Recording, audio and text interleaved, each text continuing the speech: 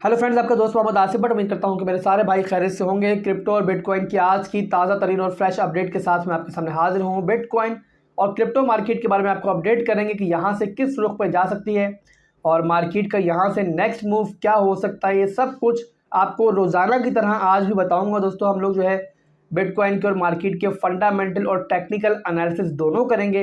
ये सब कुछ इस वीडियो में होने वाला है। तो उससे पहले दोस्तों, आपने क्या करना है कि अगर फर्स्ट टाइम आप मेरे चैनल पे आए हो तो सब्सक्राइब लाजमी कर लो और बेल आइकन को भी दबा लेना ताकि नोटिफिकेशंस आपसे मिस ना हो। इसके अलावा आपने ज़्यादा से ज़्यादा प्यार देना है अपने लाइक की सूरत में। अब यहाँ पे दोस्तों बिटकॉइन 39,000 की रेंज में चल रहा है और आज मैं आपके सामने ट्रेडिंग व्यू ओपन नहीं कर रहा हूँ, वहाँ चार्ट्स वगैरह ओपन नहीं कर रहा हूँ। मैंने सिंपली जो है आज बाइनेंस खोला हुआ है और यहीं पे आपको मैं कुछ जो है सपोर्ट्स और कुछ रेजिस्टेंस दिखाना चाहूँगा। मैंने ईएमए को यूज़ कर रहा हूँ इस टाइम। ईएमए इंडिकेटर मैंने ऑन किया हुआ है और यहाँ पर हम लोग देख रहे हैं दोस्तों कि इस time moving average, exponential moving average जो है क्या चल रही है। और अगर दोस्तों हम देखें तो बिटकॉइन 34,300 की रेंज से जब बाउंस बैक हुआ और एक हैवी बाउंस उसने लिया, उसके बाद अगर आप देखो तो फर्स्ट टाइम इस पॉइंट पे हमें 100 ईएमए से पहली दफ़ा रिजेक्शन मिली और काफ़ी हैवी रिजेक्शन मिली। उसके बाद दोस्तों अगर आपको बताऊं मैं कि 38,200 की जो एक सपोर्ट है हमारे लिए, वो इस मौके पे बहुत खूबसूरती के साथ बिटकॉइन ने होल्ड की। वहां से फिर बाउंस बैक लिया, अपनी सेकेंड ट्राई की ईएमए 100 को तोड़ने की इस पॉइंट पे और एक फेक जो है ब्रेकआउट मिला जो कि सस्टेन नहीं हो पाया और 40,348 की रेंज से बिटकॉइन फिर नीचे की तरफ आया। उसके बाद दोस्तों दोबारा से अपनी इस पॉइंट पे इसने 50 ईएमए को तोड़ने की ट्राई की, यहां पर होल्ड किया बट इस पॉइंट पे आके ब्रेकडाउन कर दिया। बट ओवरऑल यहां भी 21 ईएमए को बिटकॉइन होल्ड करने में कामयाब रहा।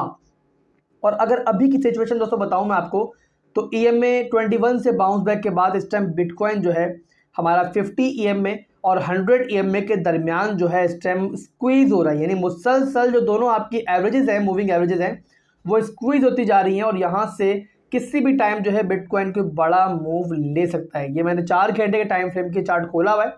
और इसके अलावा दोस्तों अब हम लोग आपको ये बता दूं कि हमारा जो है मैकडी वो क्या हमें इशारा दे रहा है।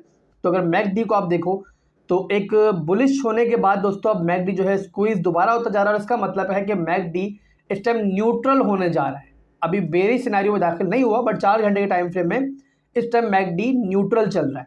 वॉल्यूम भी दोस्तों देख लेते हैं 4 घंटे के टाइम फ्रेम में ही, तो वॉल्यूम भी हमें नजर आएगा कि वॉल्यूम भी कम हुआ है काफ़ी। और उसकी एक बड़ी वजह दोस्तों ये भी है कि आज जो चल रहा है हमारा हॉलीडे, संडे का टाइम है और आप सबको पता है कि सैटरडे संडे को जो है मार्केट में वॉल्यूम बहुत कम होता है। आपको जो है मैंने अपने टेलीग्राम के चैनल पर आज कोई सिग्नल नहीं दिया, उसकी यही वजह दोस्तों कि जो संडे का दिन होता है वो मैनिपुलेशन का दिन होता है नॉर्मली। तो संडे वाले दिन अगर हमें ब्रेकआउट मिले या ब्रेकडाउन मिले तो मैं उसको इतनी इंपॉर्टेंस नहीं देता हूँ, क्योंकि नॉर्मली जो है आपकी जो शिकागो मार्केट है वो आपकी बंद होती है। और वही मैंने आपको पहले पिछली वीडियो में बताया भी था कि जो ये हॉलीडेज़ का जो गैप आता है ना, यही हमारा सीएमई गैप कहलाता है। अब यहाँ से दोस्तों एक दफ़ा हम लोग जो है बड़े टाइम फ्रेम को भी देख लेते हैं कि वहाँ बिटकॉइन क्या कर रहा है। तो बड़े टाइम फ्रेम को भी मैंने खोल लिया है। अच्छा, यहाँ पर जिन दोस्तों को भी एमए का और ईएमए का फ़र्क नहीं पता और ये भी नहीं मालूम कि इनका काम कैसे करते हैं दोनों इंडिकेटर, तो मैं आपको शॉर्टली गाइड कर दूँ आपकी लर्निंग के लिए। एमए का मतलब मूविंग एवरेज और ईएमए का मतलब एक्सपोनेंशियल मूविंग एवरेज। अब मिसाल के तौर पर दोस्तों डेली टाइम फ्रेम का चार्ट मेरे सामने खुला हुआ है और यहाँ पे मैं एमए को यूज़ कर रहा हूँ। अगर मैं 100 एमए को यूज़ कर रहा हूँ तो जो लाइन आएगी आपकी 100 एमए की मूविंग एवरेज की, ये आपको पिछले 100 दिन का यानी 100 कैंडल्स का डेटा बता रही है कि 100 दिन के अंदर जो बिटकॉइन की प्राइस चली थी उसका एवरेज प्राइस इस वक्त क्या बनती है। उसी तरीके से दोस्तों हमारा जो 4 घंटे के टाइम फ्रेम पर अगर हम यूज़ करेंगे तो यही आपका एमए, अगर 100 एमए मैं यूज़ कर रहा हूँ तो पिछले 100 4 घंटे की कैंडल्स का डेटा हमें ये लाइन दिखाएगी। अब आप ये पूछेंगे कि सर एमए का और ईएमए का फ़र्क क्या है। दोस्तों एमए जो इंडिकेटर होता है और ईएमए होता है, दोनों मूविंग एवरेजेस हैं, बट एमए थोड़ा लैगिंग करता है यानी लेट आपको रिपोर्ट देता है, जबकि ईएमए जो है वो फास्ट आपका इंडिकेटर यानी फास्टली आपको रिपोर्ट देता है। इसीलिए नॉर्मली मैं जो हूँ ज़्यादा जो है ईएमए को प्रेफर करता हूँ, यानी एक्सपोनेंशियल मूविंग एवरेज को प्रेफर करता हूँ। तो हम यहाँ से कंटिन्यू करते हैं आगे और अब जो है दोबारा टेक्निकल एनालिसिस जो है मैं अपने कंटिन्यू करता हूँ। सबसे पहले मैं आपको ये दिखाऊंगा कि मैं दोस्तों ईएमए को आज क्यों यूज़ कर रहा हूँ। मैं आपको प्रॉपर चार्ट्स वगैरह खोल के आपको जो है प्रॉपर एनालाइज मार्केट को क्यों करके नहीं दिखा रहा हूँ। तो ये इसलिए दोस्तों कि अपनी इस वीडियो के थ्रू मैं आपको ये दिखाना चाहता हूँ अपने न्यूबीज़ को कि अगर आपको प्रॉपर चार्ट्स वगैरह देखने नहीं आते, आपको टेक्निकल एनालिसिस देख करना नहीं आते, तो आप सिंपल ईएमए के इंडिकेटर को समझ के भी मार्केट को सिंपल एनालाइज कर सकते हो, जिससे मार्केट की तस्वीर आपके सामने काफ़ी हद तक आ जाती है। अब इसका मतलब दोस्तों हरगिज़ नहीं है कि टेक्निकल एनालिसिस नहीं सीखने चाहिए, वो भी सीखने चाहिए, बट ये इंडिकेटर भी काफ़ी हद तक आपका ये परेशानी दूर कर सकता है। अब यहाँ से दोस्तों डेली टाइम फ्रेम पर हमारा जो है ईएमए खुला हुआ है इस टाइम, और मुख्तलिफ मैंने ईएमए की रेंजेस खोली हुई हैं। और अगर मैं आपको दिखाऊं दोस्तों तो आपका बिटकॉइन जो है 45,800 से डंप होने के बाद अभी तक सबसे छोटी ईएमए जो है हमारी, यानी कि ईएमए 21, उसको भी ब्रेक नहीं कर पाया। मैं इसीलिए बार बार आपको बोल रहा हूँ किसी फोमो का शिकार मत हो। अब इस ईएमए ने बिल्कुल सिंपल तरीके से, बिल्कुल सिंपली जो है हमें एक रेजिस्टेंस दिखा दी है कि जिसे बिटकॉइन ब्रेक नहीं कर पा रहा, मुख्तलिफ फेकआउट्स ले रहा है बट ब्रेक नहीं कर पा रहा। अब अगर आप गौर से देखो दोस्तों, तो अगर बिटकॉइन इस ईएमए को ब्रेक कर लेगा 21 को, और उसके ऊपर एक डेली कैंडल क्लोज कर देगा, तो उसके बाद हम एम कर सकते हैं 41,400 की रेंज को। बट ओवरऑल जैसे मैंने आपको पिछली तमाम वीडियोस में डिटेल से एनालाइज करके बताया दोस्तों, जब तक हमारा 41,500 का एरिया ब्रेक नहीं होता, बिटकॉइन 1-2 डेली कैंडल्स हमें उसके ऊपर नहीं देता, तब तक बिटकॉइन पूरी तरीके से बुलिश हम बिटकॉइन को हरगिज़ नहीं कह सकते।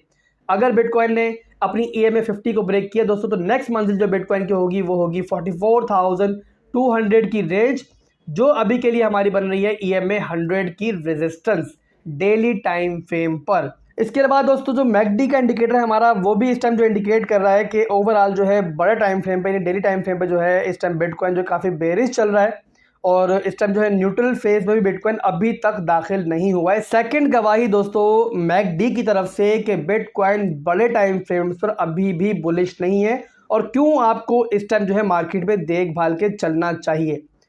खैर दोस्तों, ये हो गई आपकी एक्सपोनेंशियल मूविंग एवरेज, जो कि मैंने आज यूज़ करके आपको सिखाया है किस तरीके से आप बिटकॉइन को एनालाइज कर सकते हो। अब यहाँ से दोस्तों दो आपको रेंजेस पे नज़र रखनी है। एक तो मैंने ऊपर की रेंज आपको बता दी है कि 42,500 का जो एरिया है, जब तक वो ब्रेक नहीं होता तब तक बिटकॉइन जो है ऊपर की तरफ आप नहीं उम्मीद कर सकते कि बिटकॉइन जो है मूव करेगा, और तब तक जो है रिजेक्शन के चांसेस ज़्यादा हैं हमारे सामने।